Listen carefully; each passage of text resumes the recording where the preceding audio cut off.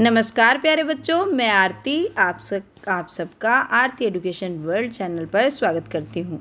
बच्चों, जैसे कि आप जानते हैं कि हम 2 वर्कशीट तो अपनी नई क्लास 9th की कर चुके हैं। आज हम करेंगे वर्कशीट नंबर 3।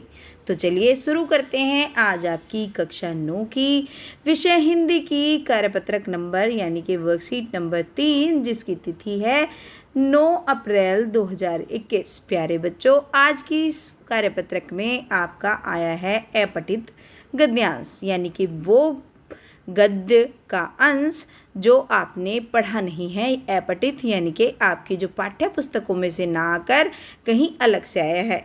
तो अब हम क्या करते हैं, जो अपठित गद्यांश होता है उसको हम ध्यानपूर्वक पढ़ते हैं और फिर जो उसमें से पूछे गए प्रश्न होते हैं उनके उत्तर देते हैं। तो बच्चों, आज का जो टॉपिक है ना आपके अपठित गद्यांश का, ये एक तो बहुत ज़्यादा सामान्य है, बहुत कॉमन, जो हमारे रोज़ हम जो चीज़ें फेस कर रहे हैं वो है, ठीक है, जो हमें हर बरसात में प्रॉब्लम फेस करनी पड़ती है, वो समस्या को लेके आया है आज। तो क्या है, किसके बारे में बात कर रही हूँ आज? हमारा जो गद्यांश है वो है डेंगू के बारे में। तो डेंगू, चलिए पढ़ लेते हैं गद्यांश को। डेंगू मच्छरों से फैलने वाली बीमारी है। आप सबको पता होगा ये बात, आप सब लोग अवेयर हैं कि डेंगू मच्छरों से मतलब जो मच्छर हैं उनसे डेंगू फैलता है। डेंगू के मच्छर साफ पानी में पलता है। और हाँ, कई लोग सोचते हैं कि गंदे पानी में ये होता है। नहीं, डेंगू के मच्छर एक ऐसा मच्छर है जो साफ पानी में पलता है, जो हमारे आसपास एकत्रित यानी कि इकट्ठा, जो हमारे पास इकट्ठा होता है ना, जो पानी होता है हमारे आसपास इकट्ठा हो जाता है, उसमें होता है।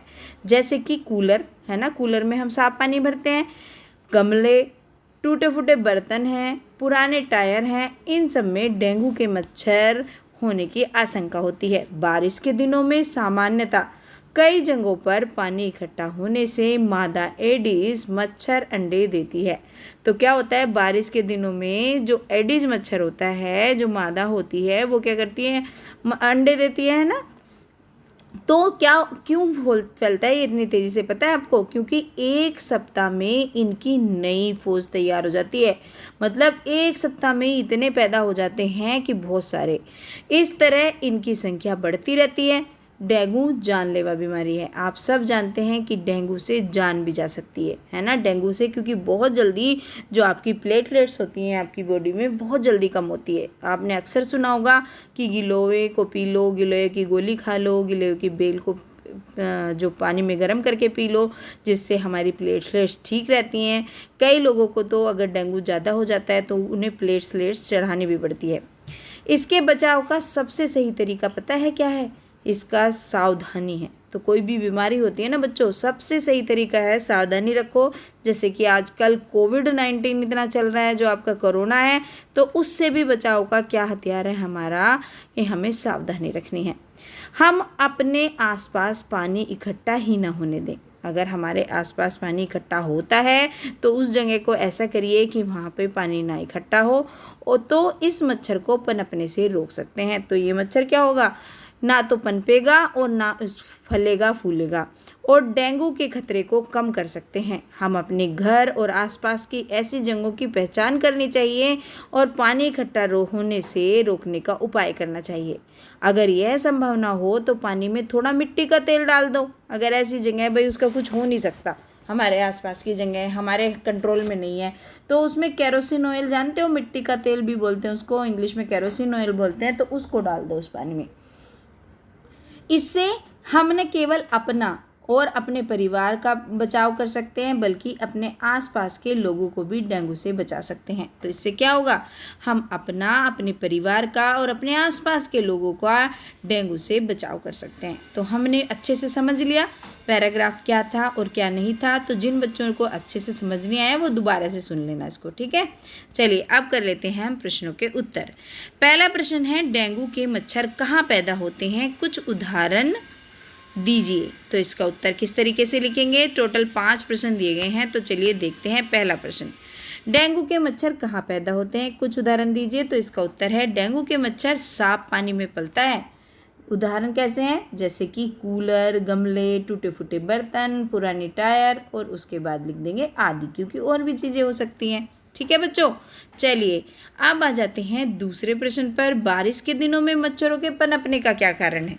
तो आप सब जानते हैं, अभी हमने पढ़ा भी है कि बारिश के दिनों में पानी इकट्ठा होने से मादा एंडीज मच्छर देती है और 1 सप्ताह में इनकी फौज बन जाती है। तो इतना भी लिख दोगे ना कि बारिश के दिनों में जो मादा एंडीज मच्छर देती है, बस इतना ही बहुत है। इतना लिख दो, इतना ही बहुत है। चलो छोड़ो इसको, क्योंकि ये अगले क्वेश्चन में भी कवर हो जाएगा हमारा। इतना ही लिख दो आप। छोटे क्वेश्चन करो, लेकिन एकदम ऐसे करो जिसमें आपको पूरे नंबर मिले।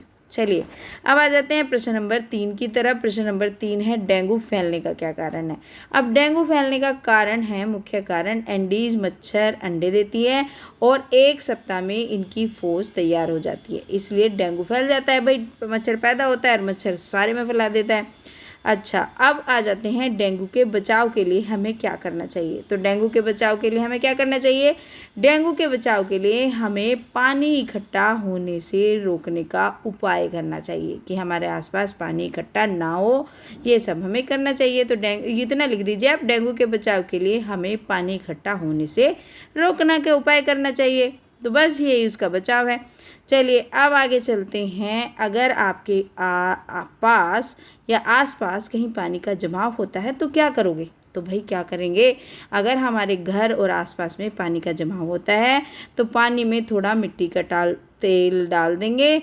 इससे हम अपना और अपने परिवार को डेंगू से बचाव कर सकते हैं। ठीक है, तो ये हो जाएगा आपका प्रश्न नंबर 5 का उत्तर। तो बच्चों ये आपकी बड़ी आसान सी, बेहद ही आसान, बेहद लेकिन बहुत महत्वपूर्ण है हम सबके लिए ये जानकारी। और इसको इम्प्लाई भी करना अपनी जो आसपास की जगह है ना। जब वो आती है, बरसात आती है, आपको ये करना भी है कि अपने आसपास मच्छरों को पैदा नहीं होने देना। ठीक है, तो चलिए इसी नोट के साथ कि आप सब स्वस्थ रहें, आप सब मस्त रहें, खूब एंजॉय करें, खूब अच्छे से खाना खाएं, लेकिन खूब सारा पढ़ें जिसके आपके नंबर भी खूब सारे आएँ। चलिए बच्चे, थैंक यू। आपका दिन शुभ हो।